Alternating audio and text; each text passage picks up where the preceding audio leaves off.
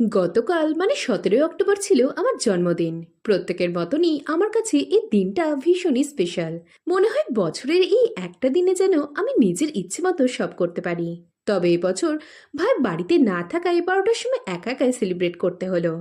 প্রতি বছর এই দিনে আমি নিজেকে কিছু না কিছু গিফট করি, কারণ সেলফ লাভ ইজ ইম্পর্টেন্ট। এবছর এই ব্যাগটা নিয়েছি। পার্সেলটা সকালে এসেছিল, কিন্তু 17 তারিখে খুলবো বলে নিজের এক্সাইটমেন্টকে এতক্ষণ দমিয়ে রেখেছিলাম। এরপর সকাল থেকেই অনেকে ফোন ও মেসেজ করে উইশ করেছে। এই দুজন মিষ্টি বোন এসে প্রচুর গিফট দিয়ে গেছে। এরপর সন্ধেবেলা একটু খেতে বেরিয়েছিলাম।